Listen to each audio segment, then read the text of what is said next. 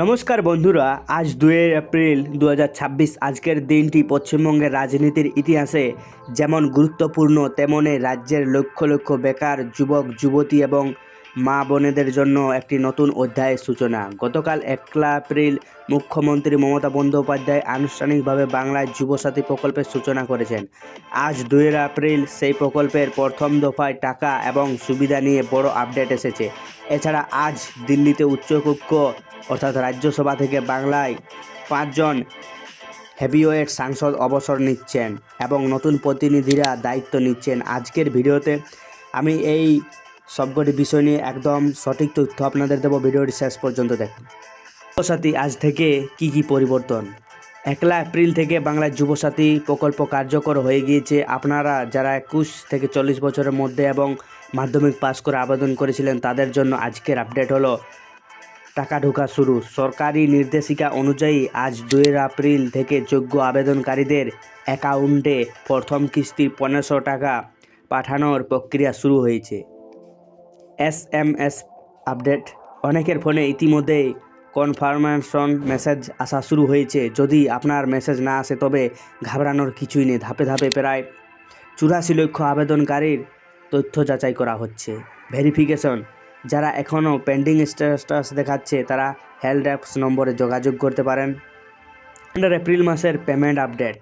এবার আসি এপ্রিল মাসের লক্ষ্মীর ভাণ্ডার আপডেট নিয়ে। আপনারা জানেন এখন জেনারেল ও ওবিসি ক্যাটাগরিতে 1500 এবং SC ST ক্যাটাগরিদের 1700 টাকা দেওয়া হচ্ছে। আজ 2 এপ্রিল অনেক ব্যাংকে সার্ভার আপডেট হওয়ার পর পেমেন্ট ফাইল ছাড়া শুরু হয়েছে। আগামী 3 থেকে 7 এপ্রিলের মধ্যে অধিকাংশ উপভোক্তাদের অ্যাকাউন্টে টাকা ঢুকে যাবে। নতুন উপভোক্তা যারা গত মাসে নতুন করে যুক্ত হয়েছেন, প্রায় 20 লক্ষ মহিলা মতো, তাদের অনেকেরই আজ প্রথম ফুল পেমেন্ট ঢোকার কথা। আপনার অ্যাকাউন্টে টাকা এলো কি না তা ব্যাংক ব্যালেন্স চেক করে অবশ্যই নিশ্চিত হয়ে নিন। বাংলার বাড়ি আবাস যোজনা নিয়ে যারা প্রশ্ন করেছিলে তাদের জানিয়ে দিই, আজ 2 এপ্রিল থেকে অনেক ব্লকে ফিল্ড ভেরিফিকেশন বা তদন্তের কাজ জোরদার করা হয়েছে। যদি কোনো সরকারি আধিকারিক আপনার বাড়িতে আসেন তবে সঠিক তথ্য দিয়ে সহযোগিতা করুন। যাদের ড্রাফট লিস্টে নাম আছে তাদের ঘরের প্রথম কিস্তির টাকা পাঠানোর প্রক্রিয়া এই মাসের শেষ দিকে শুরু হতে পারে। সারসংক্ষেপে বলা গেলে 2 এপ্রিল দিনটি বাংলায় মানুষের জন্য একদিকে প্রাপ্তির দিন আর অন্যদিকে সাংসদীয় পরিবর্তনের দিন।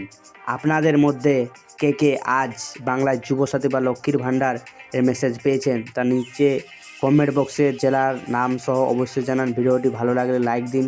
সঠিক এবং সত্য খবরের জন্য চ্যানেলটিকে সাবস্ক্রাইব করে রাখুন এবং সুস্থ থাকুন, সচেতন থাকুন। ধন্যবাদ।